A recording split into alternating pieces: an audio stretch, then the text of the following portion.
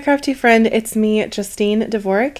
Here today I'm going to be making 3 cards with the new Pajama Crafter stamps release. I'm so excited. I am pumped because I'm using this gorgeous blue pebble foil. This is from Pink and Main, and this background that I'm using is also from Pink and Main.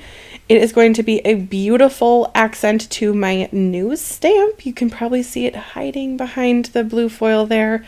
It's a bingo card. I'm so excited.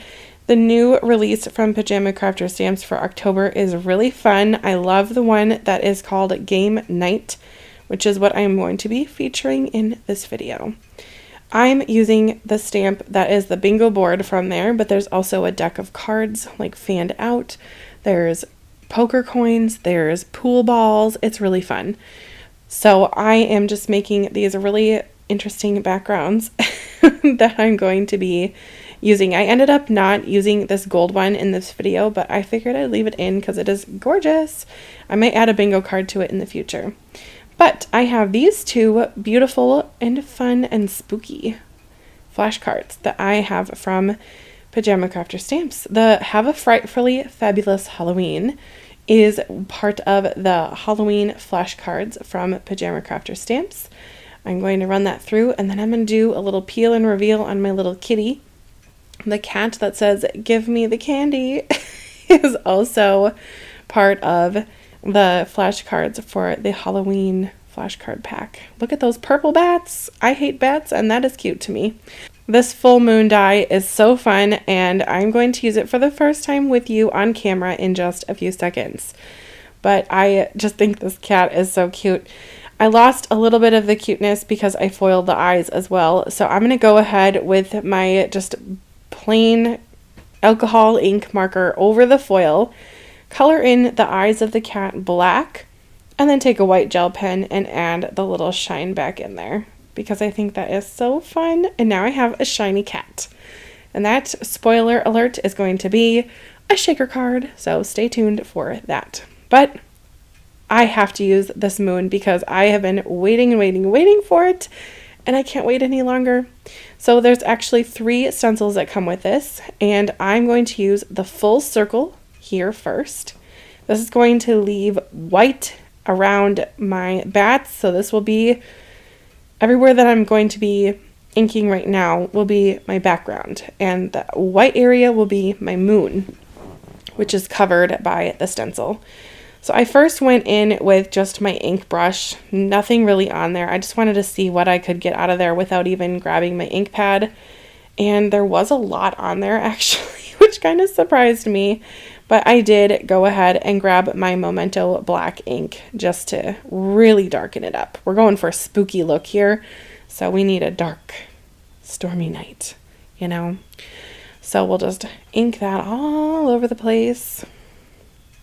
This isn't like my favorite black for stenciling and things, but it is one of my favorite black inks, and I just reach for it often.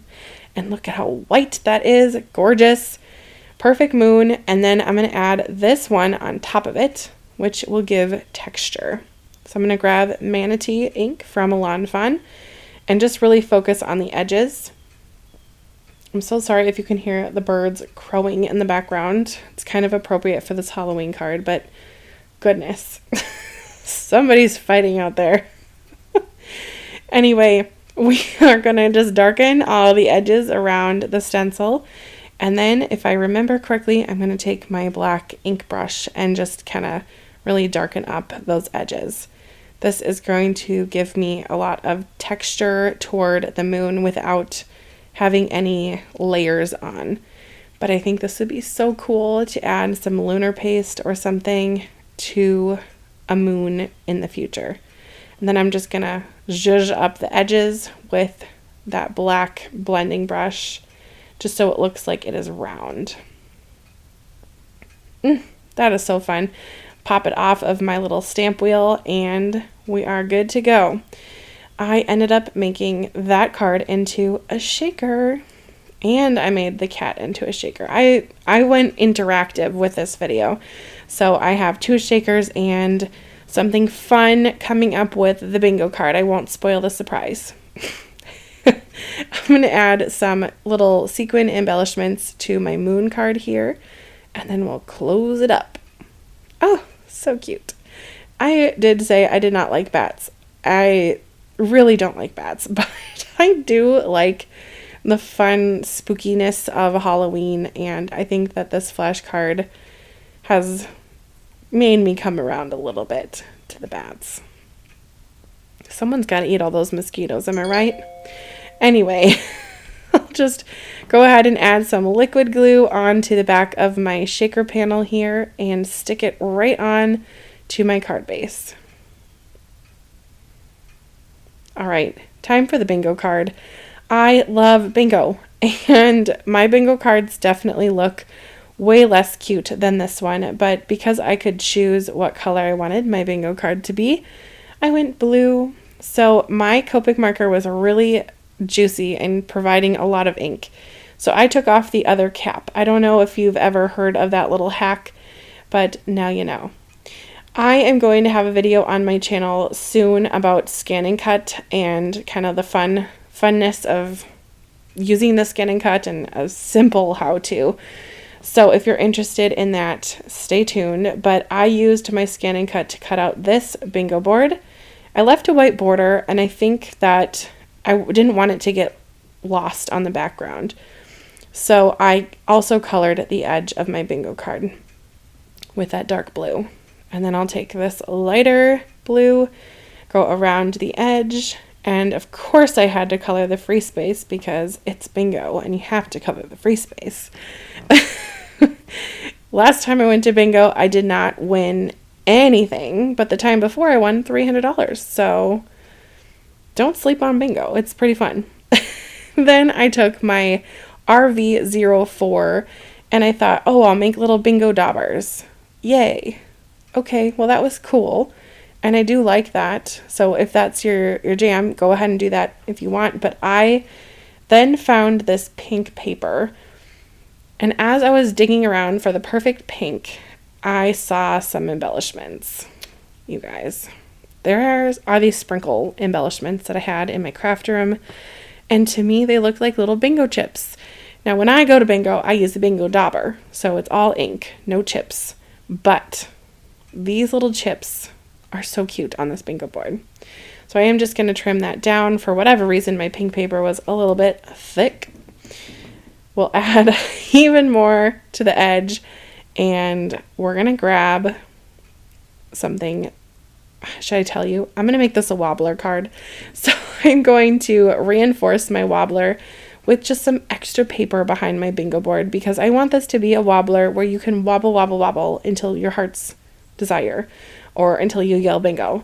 So we are going to add that background paper on the bingo board to keep it nice and firm. So you can wobble this over and over. And the little wobblers here, I just adore. I like to put the thicker side of the wobbler on the piece that will wobble, and then the thin part is going to go on my card, and it is that easy. Look at how fun that is. I just love it. Now, you might be saying, wait a minute, I thought you were going to add little sprinkle things for the daubers. Yes, I am. Would it have been easier to do that before adding the wobbler? Probably. But such is life. At first, I went all pink because that was where my brain was at. And so I was digging around for just the pink ones, and I thought, nope, we're going to make this colorful because that is my jam. So I added all sorts of colors and made this a really fun and funky bingo card. That is adorable. Wobble wobble. Okay, I'm going to be done playing with this card and let it dry. Let's move back to the cat. So I have these, I think they're called infinity shaker windows that I'm going to use on my kitty. The cat was just a little bit too big, so I ended up trimming off the edge. The cat, these cards come A2 sized, and I think my infinity sheet that I had here was a little bit smaller than that. It was 4 by 5 1/4. So I just chopped that down. Anytime I use the shaker windows, it's always important to remove the protective film that comes on there. I've totally added these to cards before and left the film on and thought, why is it so dull?